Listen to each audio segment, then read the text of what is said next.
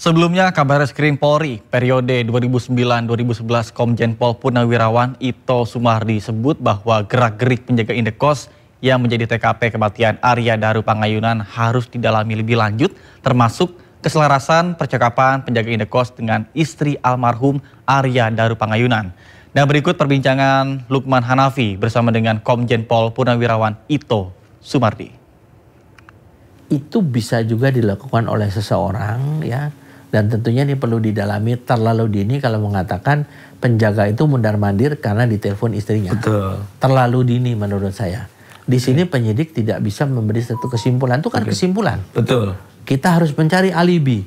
Nah sekarang contohnya, kita kalau untuk memprofil seseorang, kita harus mencari alibi termasuk latar belakang orang itu. Seseorang yang melakukan pembunuhan, pasti dia sudah mempunyai satu confidence. Ya, satu kekuatan mental untuk itu. Nah, kita lihat belakangnya, apakah dia pernah dihukum, menjalani hukuman di penjara, ataukah memang dia jagoan, ataukah mungkin dia anggota ormas, ya kan? Nah, itu harus diikuti. Jadi, menurut saya pernyataan bahwa si penjaga itu adalah mundar-mandir karena ditelepon, ya mudah-mudahan benar.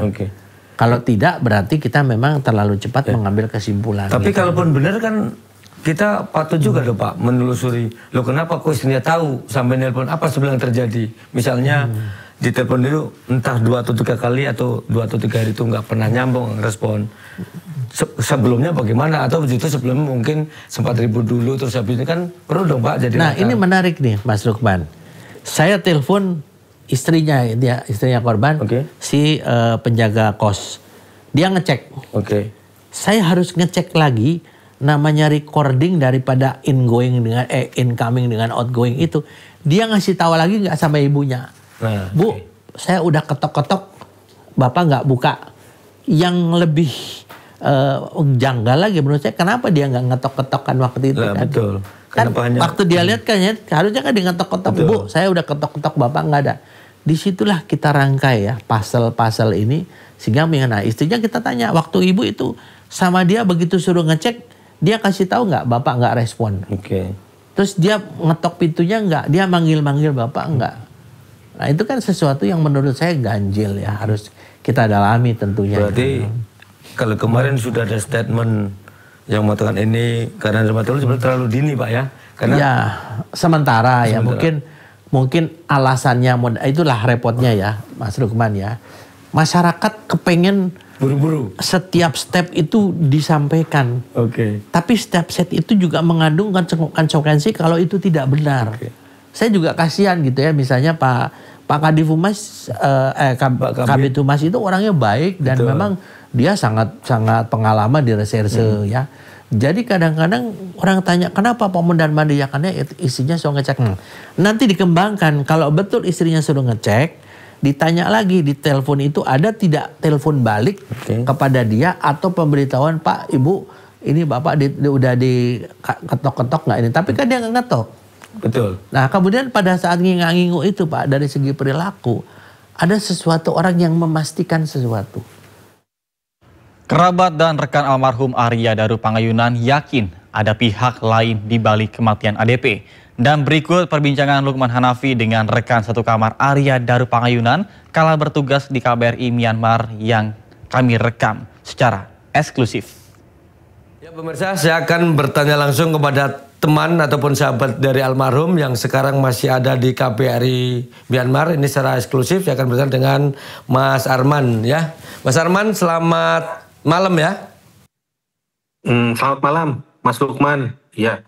Baik, Mas Arman. Ini saya mau tanya Mas Arman berapa lama kerja bareng atau bahkan mungkin tinggal bareng dengan almarhum ADP ini? Saya mulai bekerja di KBRI Myanmar itu sejak tahun 2012.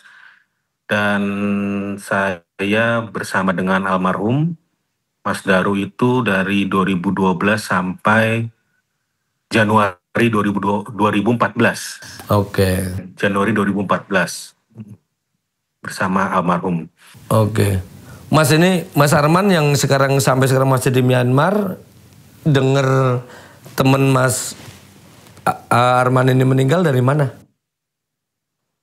Kebetulan kita kan dengan sesama ex Yangon, masih ada beberapa teman-teman ex Yangon yang masih keep kontak sama saya. Oke. Nah, salah satu dari mereka sempat menanyakan lewat waktu itu kalau nggak salah lewat Facebook Messenger, itu Mas Daru meninggal. Kaget saya, oh meninggal. Nah, tapi waktu itu pikiran saya maupun teman-teman ex Yangon itu meninggal secara natural, alami Pak. Oke. Sakit apa, karena sakit apa, ya udah kita turut berduka cita. Kemudian nggak lama setelah itu muncul berita di media. Saya lupa waktu medianya apa. Oke. Diberitakan ditemukan jenazah di kos-kosan di Gondang Dia itu loh Mas. Inisialnya ADP, usianya 39 tahun. Ya, berarti itu Mas Arya Daru dong. Berarti meninggalnya tidak wajar gitu. Karena dijelaskan ya di media. Ya betul, kan ditemukan di lakban ya mukanya ya. Ya betul. Jadi kita semakin surprise ya, semakin kaget ya. Yang tadinya kita kira meninggal karena sakit, ternyata meninggal tidak wajar ditemukannya di kos-kosannya almarhum. Oke. Itu Mas Lukman. Kalau dengan sekarang, berarti sampai sekarang masih ngikutin beritanya juga ya, update-nya ya? Iya, masih ngikutin update. Oke. Kalau ada... Ikuti. Oke, kalau kabar yang sempat tersebar kan katanya ada kemungkinan bahwa salah satunya adalah kelainan lah, karena ada orang meninggal karena fantasi apa gitu dengan akhirnya, tapi malah jadi kecelakaan meninggal. Itu mungkin lebih pada fetis gitu. Mas? Iya, betul. Mas yang nanggapinnya gimana? Yang pernah deket dan pernah bareng? Saya itu kan selama hampir setahun ya, itu pernah tinggal satu kompon. Oh, satu kompon, oke. Dengan almarhum. Satu kompon itu satu asrama ya? Iya. Oke. Bahkan satu kamar Mas. Oh, satu kamar malah. Oke. Iya, dengan almarhum. Tapi selama 1 tahun itu saya tidak pernah melihat kecurigaan atau yang gelagat yang aneh-aneh seperti yang sekarang diberitakan di media bahwa ada tindakan fetis ya, kelainan seksual. Saya tidak melihat selama 1 tahun bersama almarhum. Malahan yang ada almarhum itu justru banyak membantu saya bekerja di KBRI Myanmar, karena almarhum itu kan duluan ya bertugas sebagai lokal staff. Dia mulai tugas 2011, saya baru 2012. Jadi justru dia banyak membantu saya dalam hal pekerjaan, terus menceritakan pengalaman kerja di KBRI itu seperti apa.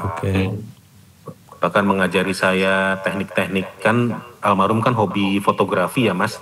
Fotografi, jadi sempat mengajari saya nih teknik fotografi, bagaimana pengambilan video kamera, bagaimana.